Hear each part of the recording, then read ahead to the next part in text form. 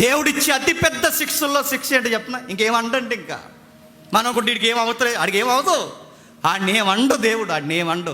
కయ్యేను కానీ చంపలేదు, వదిలేశాడు. సౌలుని ఏమనలేదు, వదిలేశాడు. సౌలుకి సావు రాలేదండి. మీకు తెలుసా, చచ్చిపోదాం అనుకున్నాడు సౌలు. వరి నన్ను చంపడరా, ఆడు పొడి చేశాడంటే నేను చంపడన్నాడు. సావే రానుంది, సూసైడ్ చేసుకుని చచ్చిపోయాడు. ఇస్కరియోతు యూదా ఎలా చచ్చిపోయాడు చూడండి, వదిలేశాడు, సూసైడ్ చేసుకుని చచ్చిపోయాడు. మనం ఎలా చచ్చిపోతాం చెప్పిన, మళ్ళీ చెప్తున్నాను. దేవుడిని మనం వదిలేస్తే, వాక్యం చదవడం మనం మానేస్తే, దేవుడు మనకి ఇచ్చే అతిపెద్ద పనిష్మెంట్ ఏంటి చెప్పిన, ఏమండండి, వదిలేస్తాడు అంతే. ఎప్పుడైతే వదిలేస్తామో మనల్ని ఎవరో పాడు చేయరండి, మనమే పొడుచుకుని చచ్చిపోతాం, డిస్టర్బెన్స్ అయిపోతాం, పిచ్చెక్కిపోతాం. రకరకాల పదవుల కొరకు, ఈ డబ్బుల కొరకు, ఈ వ్యామోహాలు మెయింటైన్ చేయలేక పాడైపోతాం. ఇంత పెద్ద జ్ఞాని, అయ్యో ఇంత పెద్ద జ్ఞాని ఎలా పాడయ్యాడంటే బైబిల్ మళ్ళీ సెలవిస్తుంది, ఆ పెద్ద మనిషి బైబిల్ చదవడం మానేశాడు.